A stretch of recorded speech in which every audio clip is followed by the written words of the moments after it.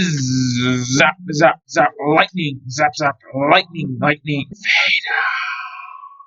Hello everybody, it's me, the LEGO Dude, and in today's video I will be doing a full breakdown and analysis of the 2023 LEGO Star Wars Advent Calendar, which has just recently been leaked. It'll be numbered 75366, cost $45, have 322 pieces, 24 builds like all Advent calendars do, and will be releasing on September 1st. There was a rumor going around that it would be releasing 1 week early on August 24th, but it wasn't true at all, and it's now 100% confirmed it'll be releasing on the usual release day of September 1st. The box art and builds of the set are mostly inspired by Return of the Jedi, with the setting of it being on Endor and a large amount of the builds also being based off of things from Return of the Jedi. Starting off by looking at the minifigures, it seems quite clear that the best one is the Holiday Ewok, who also comes with a build to go along with him of his hang glider. This minifigure was actually already leaked a few months ago and looked like a great minifigure already, but now with the official high quality pictures we can see just how good he is, with it being far and away better than most of the other minifigures included in this set. The only other minifigure who could stack up to it is the Emperor Palpatine minifigure with the Christmas sweater with the Death Star on it, which looks amazing. The Omega minifigure is also really good and is being pulled on a sled by a reindeer Gongtroid, which also looks amazing and is probably one of the best builds included in this set. The Omega minifigure is a solid addition for this set, providing an alternative to acquire it other than the $170 justifier. There will also be a droid minifigure included, which I usually wouldn't like for a set like this, but since one of the builds is a separatist Snap Speeder, which looks amazing and that the battle droid can be on, I'll let it slide without criticism.